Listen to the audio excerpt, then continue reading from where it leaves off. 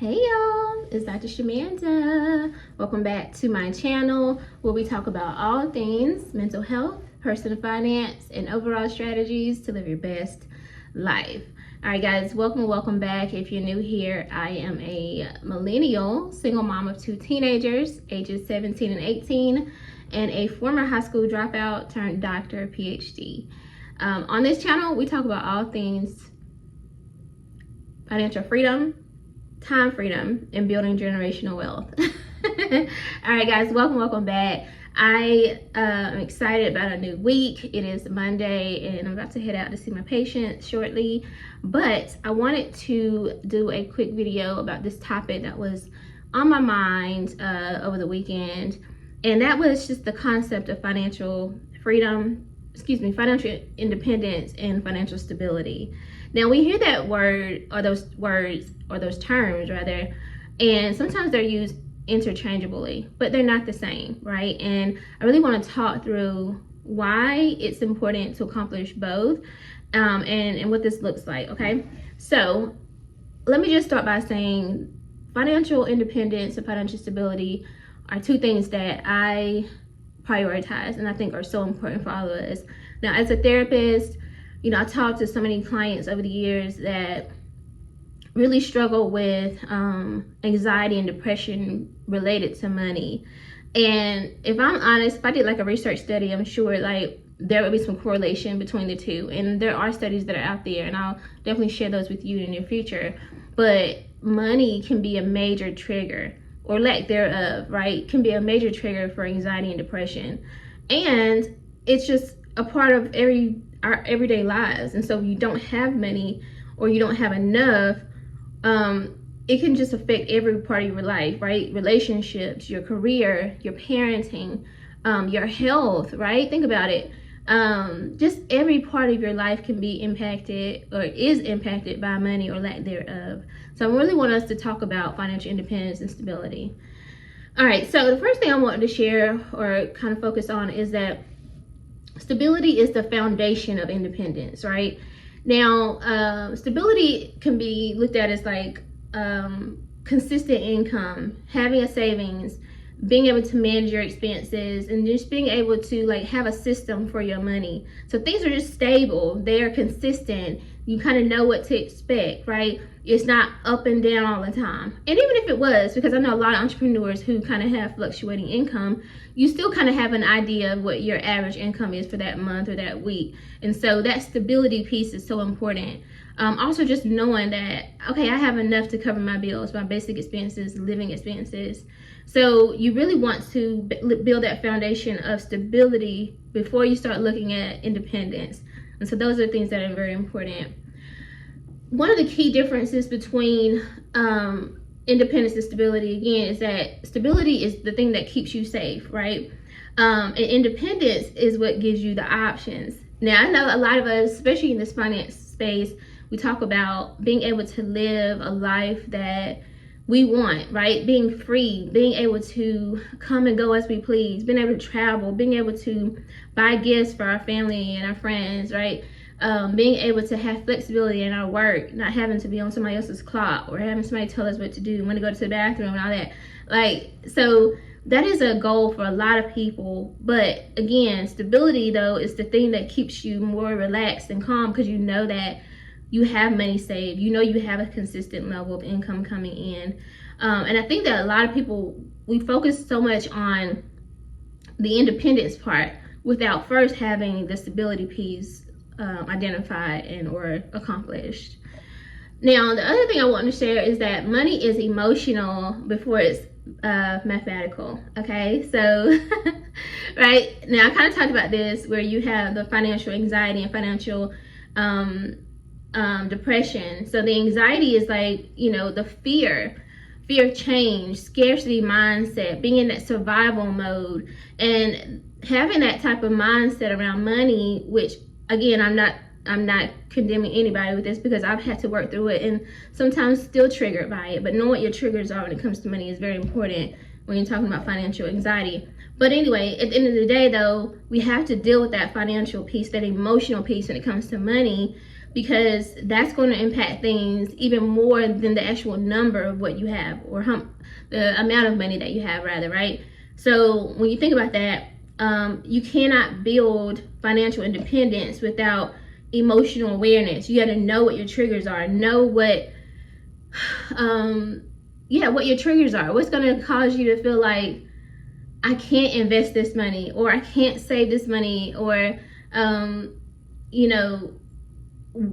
just feeling just like you never have enough, right? You just working through those triggers, working through that anxiety and that depression when it comes to money. So it's very, very, very important to understand that money has an emotional concept and aspect to it, and it's not just about how much you have and that sort of thing.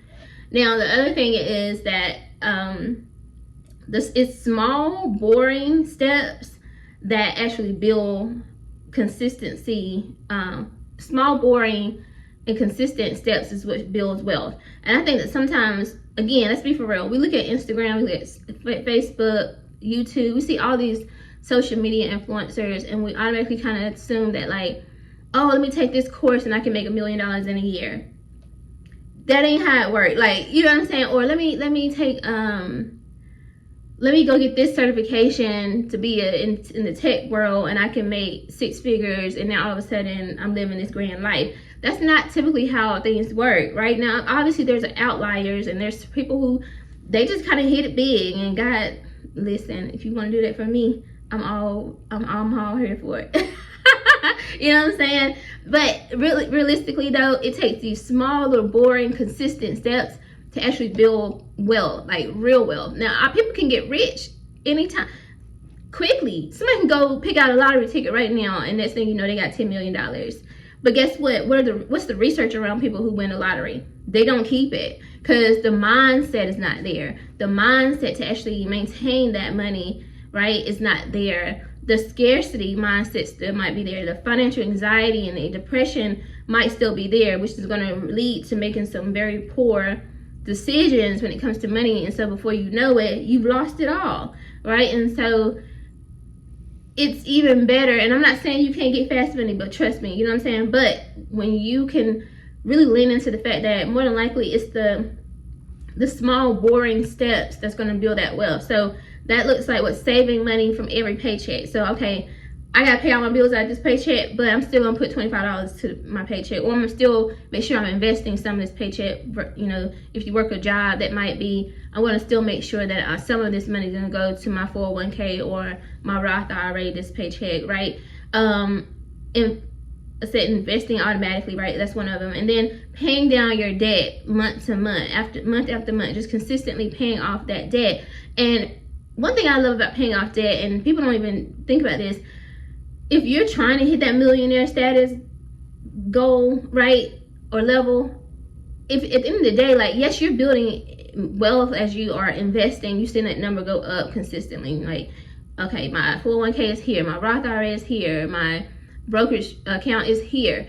But if you have $500,000 worth of debt from your mortgage or student loans and all that stuff, you still got to be chipping away at that debt in order to, like, make sure that you're maximizing that investment, those assets. So, and that's why I try to tell people, like, at the end of the day, building wealth and hitting that millionaire level is really, it's a combination of both. You still got to be paying off that debt while you're building those assets, because hopefully your assets will exceed your debt, and then, okay, great. But it's going to be a lot faster, you know, if you can, as far as getting to the millionaire level, if you can see that you can get that debt down, because as you're building those investments, that's going up, it's constantly going up. So make sure that you're paying off debt as well. And then also that financial stability isn't about being flashy. It's about being, it's transformational, it's transformative. So you want to make sure you have those foundations in place. And then lastly, I want just to share that independence is a lifestyle. It's not a level. So it's not just about, like, reaching this millionaire status or early retirement, anything like that. It's about being able to have the option to say, I'm not doing this no more. You know, go ahead and resign. You know what I'm saying? Like, I'm going to do my own business. I'm good. You know, like, you have that level of independence where you don't have to do anything that you don't want to do. You don't have to work anywhere you don't want to work. You don't have to take on clients that don't align with who you are and that don't want to pay your price or your rate. Like, you get to choose. You're independent from the system, literally. And I think a lot of people don't even think that it's possible, but it is possible. There are entrepreneurs out here who've been doing it for years. And is it scary? Is it challenging? Yes, it is. And even if you're not an entrepreneur, you don't want to go that route, because I don't want to just, just place it just all on that one category. But if you, let's say you're an investor and that's in the stock market or in real estate or whatever, right? Once you hit the financial independence level, you get to choose. You get to choose how you want to live each day, how you want to schedule your day. Do you want to start your day out with going to the gym, going out for breakfast with your family, taking your kids to school, volunteering after you meet with a few clients that day, if you want to meet with a few clients that day? Do you want to block off every Tuesday and Thursday? Do you want to block off Mondays and Fridays and only see patients or clients in the middle of the week? What time do you want to wake up? Do you want to sip on your coffee before you get out of bed? Do you want to read? Like, that financial independence gives you the option to choose how you want to schedule and live your life, and that makes it all worth it to me. I'm just speaking for myself.